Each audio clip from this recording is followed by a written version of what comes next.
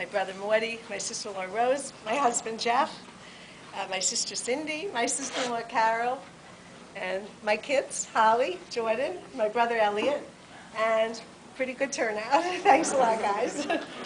I guess, should I ask a question? Yeah. It was an amazing learning experience, writing the sermon.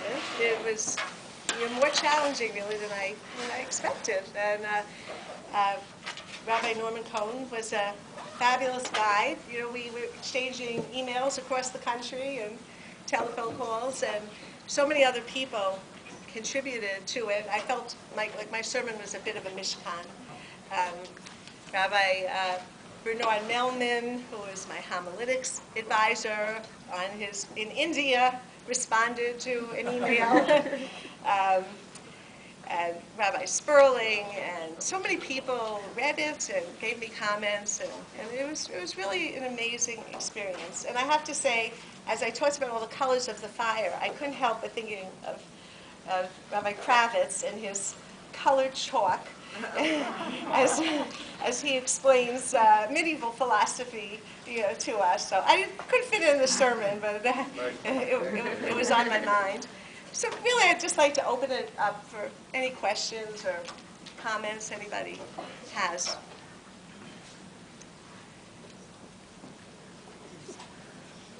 Silence.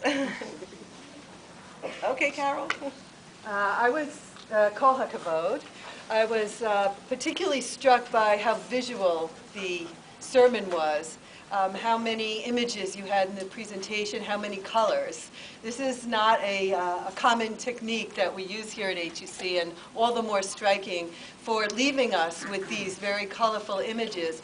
And the one image that I think, going to carry with me forever is this notion of the gold that was collected first for the building of the golden calf, and then later by Moshe as Trumot for the building of the Mishkan, and you are bringing it together in a kind of a smichut parshiyot, but also drawing from it that bigger lesson that the gold that's within us has also the potential to be used for the building of a calf or for the building of a Mishkan. So it was the imagery that I thought was so powerful. Thanks. Yeah, it was, I definitely wanted to involve all the senses in the sermon. That was something I was really trying to do. Lauren.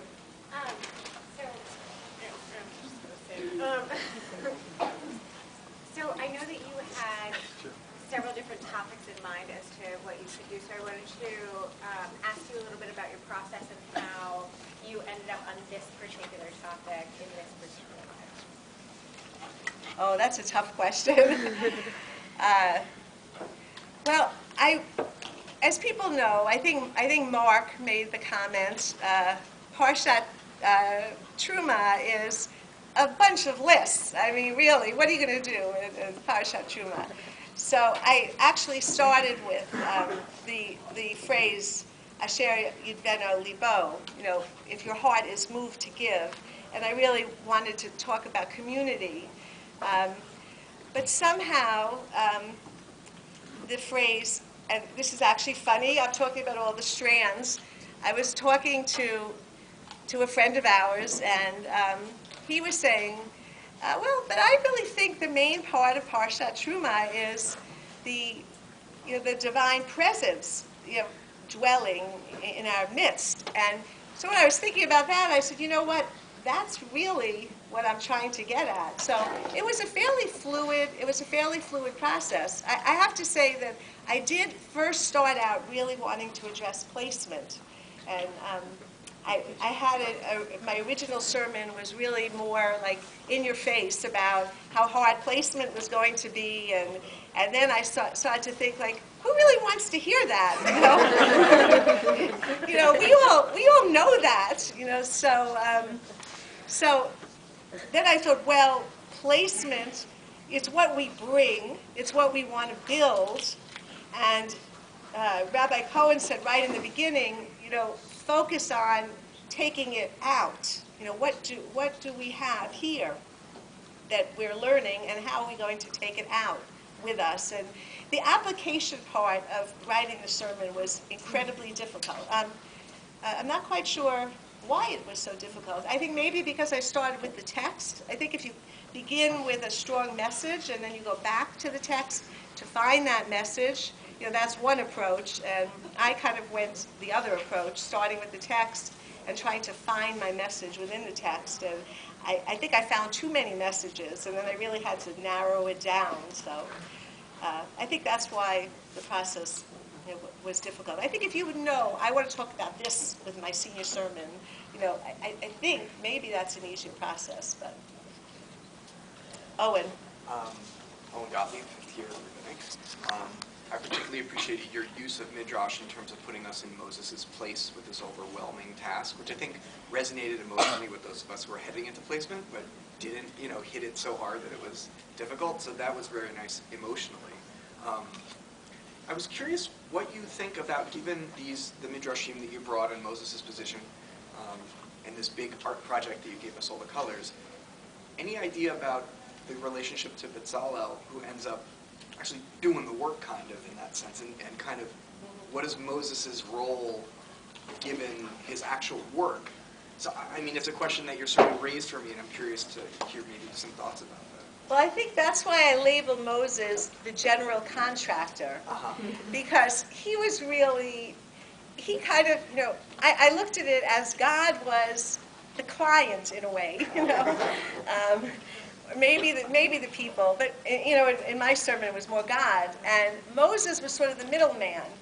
Moses had to take this vision and then had to sort of learn the vision well enough to then bring it to the people so that the people would be motivated to give, from their hearts for the vision.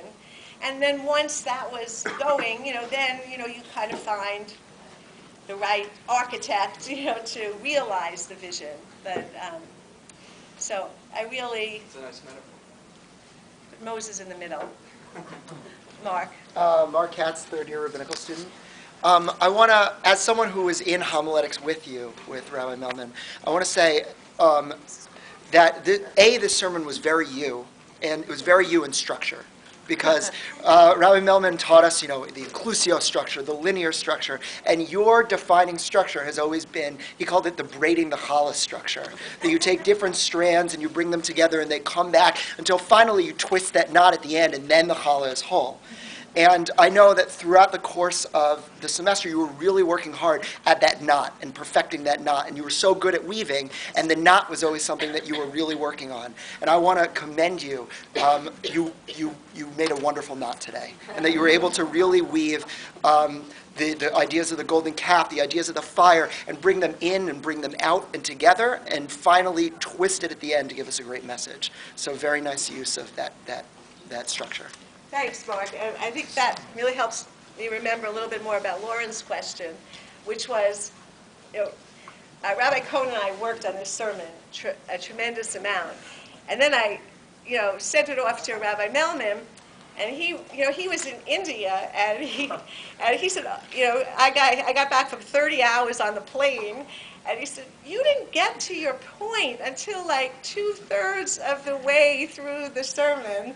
And he said, you really need something earlier. And he said, now I'm going to bed. And I have to thank my daughter Holly, because we were just in Florida this weekend, visiting my mother-in-law, who is kind of recovering from an illness. And on the plane back, Holly was sitting next to me, and we were also reading through it. And she was telling me, like, where I was kind of veering, right, too far off to the side, and we were tightening it up on the plane ride. So that is a challenge that I definitely have in writing sermons. First of all, I want to say Yashikov. I didn't say it up, so you're supposed to come down, and you came down, so those who don't follow the rules. All right. But again, Yashikov, well done, well done. I was very touched by it because in terms of replacement, that phrase was part of the reason that I was rabbi in Closter for 10 years, because that was on the wall of the temple. Let them make for me a sanctuary, and I may dwell therein. and it happens to relate to one of my